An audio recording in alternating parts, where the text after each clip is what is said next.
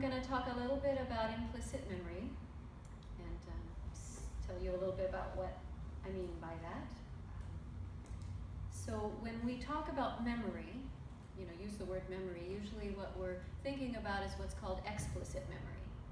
So when you remember something that happened in the past and what it was like and who was there and the details of it, that's called explicit memory, right? Implicit memory is what we're encoding into our brains and bodies below the level of our awareness. And this has a great effect on our lives and on how we feel and how we relate to one another.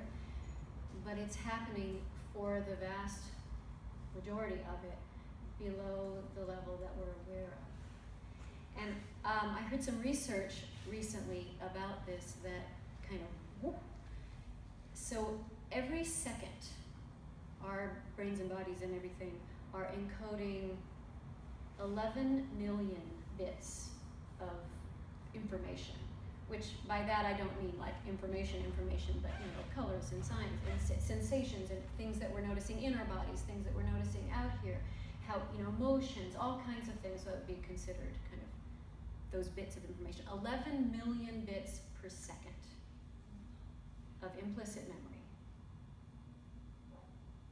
Explicitly, what we are noticing every second is about 40. Sometimes a lot less than that, sometimes a little bit more, but you can see the difference between 40 and 11 million. Wow.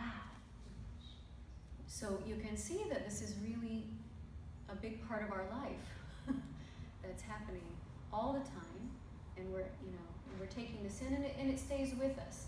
I think sometimes when we think about stuff that's happening like that below the level of our awareness, as though it isn't really affecting us or something like that, like it just kind of comes through and goes. And I imagine there probably is some of that, things that don't seem particularly relevant to us, we might just kind of let it go. But there's a lot that we're taking in and responding to and reacting to that is way below what we're actually aware that we're noticing. So that's implicit memory. And it's a big part of our lives. So I want to talk a little bit about how we might notice that implicit memory is here, like it's affecting us, like it's arising, because there's what we're taking in the moment, and then there also is the memory part of it. That just like explicit memories kind of come to us sometimes, implicit memories are being touched and woken up all kinds, all the time, all the time. And sometimes much more strongly than others, depending on what's happening. So I want to talk a little bit about that, how we experience that. And one thing that I want to say about implicit memory is that very different than explicit memory, which is when you can, there's a sense that happened in the past. Oh yeah, back when I was 4, blah, blah, blah. Or last week, blah, blah, blah, or earlier this morning. It happened in the past. Implicit memory does not feel like it's from the past. When implicit memory arises, and I'll talk some about how that happens and how we experience that, it has the feeling of now. It's happening now. And there isn't a sense that it's something from long ago. So, some of the ways that we experience implicit memories are, and I have a little piece of paper. I never bring notes or anything, and I did today, so you can be really excited about that. Because I didn't want to forget any of them. So, one of them is a surge of feelings, a surge of emotion. So you may have experienced this. You're going along and something happens and whoo, there's this just intense feeling that comes in. It could be anything. It could be anger, it could be sadness, it could be grief, it could be bewilderment. It could be any kind of surge of feeling, but it has that sense of like something just comes and goes whoosh, and suddenly it's here. And often, sometimes we don't even really know why. We have to kind of backtrack to figure out what's going on. And so that's a big sign that something implicit is being touched and being kind of woken up. And this can be very confusing because something happened probably to wake it up, but the feeling when it opens up is an implicit memory. So it's hard to kind of gauge what's what.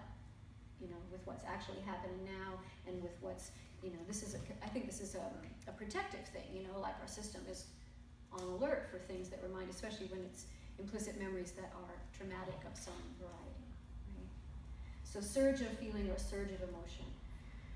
And you may have had the experience where you notice that something like that happens for you, and you can tell even that it's kind of out of proportion with what's actually happening in the moment. Sometimes we can tell that, sometimes we can't tell that at all. Sort of depends on how strong it is and also what's happening.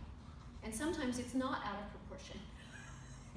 Sometimes it's absolutely appropriate to what's happening, and it's still got that implicit memory feeling. So all of these things are possibilities. So that's one of the ways that we experience I'm having an implicit memory. It's happening. Surge of emotion. Okay. Another one is behavioral impulses. So you might have a behavioral impulse to run away, or hide, or move toward, or any kind of, those are all pretty basic, fundamental ones, and then there are more subtle, more sophisticated, retreat a little bit, like turn away, all kinds of behavioral impulses that can happen. These also can be positive, by the way. Laughing out loud, like they're not all negative. I just want to be clear about that. We talk about the negative ones a lot because those tend to be the places where we're stuck, where we would like something to be different. So, but it's not. Not all of our implicit memories are bad. In fact, a whole lot of them are really great, and that's great. Oh, I'm so glad. But those aren't the places that we tend to feel stuck. Those are the places that tend to feel good and flowy. So behavioral impulses. So, this is something that we can become aware of. We can become aware that we're having a surge of emotion. We can become aware that we're having a behavioral impulse of some sort. And often, if they're the kinds of implicit memories that get touched or woken up a lot or often, we can actually really get to know them this way, even if we don't really know what it's about. Because sometimes we don't. Sometimes we do, and sometimes we don't. But even if we don't know what it's about, we can start to get to know kind of what's happening for us. Bodily sensations. Oh, sounds like we might have another person. People are taking notes, I feel like a professor. So I've talked in some of the other talks that I've given very much about the importance of the body and checking in with the body and listening to the body and learning what's here. So this is one of the reasons why this is so important, is that our bodies, the sensations in our bodies, like what we just did today. Hi, come on in. Erin, could you grab that chair for her and she can sit there next to you? Welcome, so glad you're here.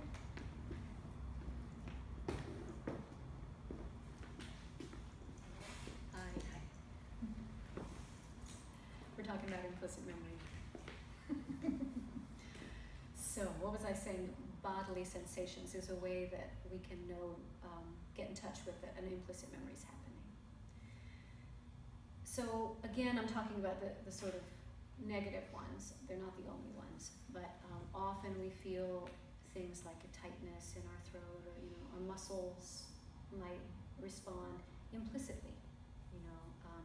A lot of feelings in here. We start to notice certain sensations in our body that go along. And actually a lot of this can be happening all at the same time. You have a surge of emotion and a bodily sensation and an impulse to, and it's like all of it's happening. But you might notice one of these things more than the other in a moment. It might be a better, one of these kinds of things might be an easier anchor for you. So I want to talk about all of them, but they all kind of go together. So noticing sensations in the body, again, can be a way to kind of, okay, something's happening here, something's moving. Again, even if you don't really know what it is, you can be with it. Kind of like we were doing earlier today, just kind of whatever sensation you were noticing, you may have had some sense of what that was about, you may have had no idea what that was about, and it actually doesn't matter in the sense that you can still be with it, you can still kind of attend. So that's another one of them. Perceptions. This one is very tricky to notice. So when implicit memory comes and kind of takes us over, as it were, like a surge of emotion comes and all that's happening, it changes our perception. We begin to have the perception of that implicit memory, right? And depending on how strong it is, this can be very difficult. I spoke to this just a little bit when I was talking about the surge of feeling, but there's this sense that you are perceiving through the lens of that implicit memory. And it becomes very hard to tell what's actually happening now. Again, remember that implicit memory doesn't have the feeling of past. It has the feeling of now. Right? And it doesn't actually help when you're in the middle of one of these for someone to be saying to you, you're safe,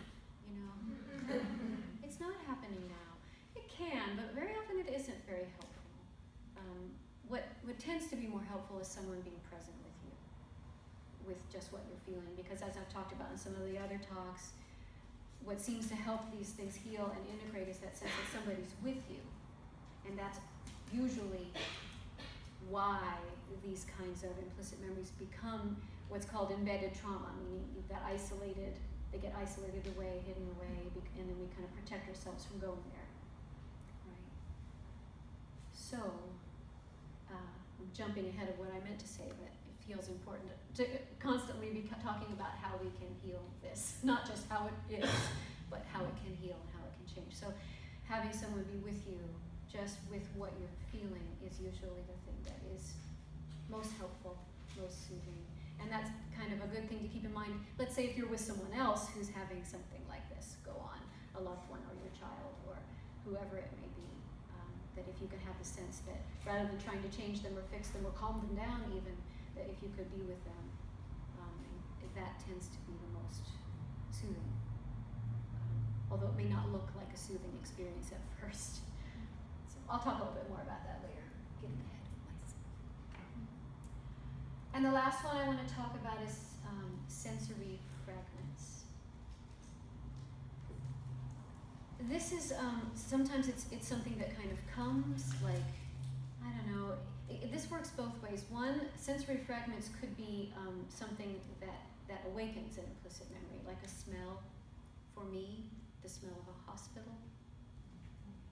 And it's very implicit. I know it's going to come before I go in the hospital. I know it's going to smell like a hospital, and it doesn't matter. I walk in and it's there. So that kind of smell might be, or it could be visual, it could be auditory, even down to like the tone of voice. So really any sense, these kind of fragments, these little pieces that, kind of awaken us implicitly. So it can happen that way, and that's usually how I think about it, is that these are the kind of things that kind of bring these things up. Also, it can happen the other way, where those fragments kind of come back to you more in an internal way, like even having the smell, even if it's not here, for instance. And that often happens. It can happen when you're in a healing moment, like you're doing some work with someone and it's kind of coming up. You might, start to smell the smell of the hospital in this case, or even though I'm not in a hospital, because it's something that's kind of fleshing up in my system. That can happen, or imagery can come, like it can have like flashes of visual imagery, or even sensation in the body comes up that way. So these are kind of the ways that implicit memory speaks to us through these kinds of mediums, and you can see this is very different language than the kind of verbal, explicit memory kind of thing. Of course, explicit memories also can have these aspects too. It's not like they don't. But implicit doesn't have the other. This is the language of implicit memory. So it's good to know that. So, and it also, I think, helps us kind of honor and respect these kinds of things when they happen, because it's strange. It can be a very strange experience, and something that we often might want to dismiss. Like, oh, I feel this queasiness in my belly, but maybe it's just what I had for lunch. And maybe it is. Or maybe that you had something for lunch that didn't really agree with you and made your tummy feel a little off, is bringing up an implicit memory. Like, who knows, it's, ooh.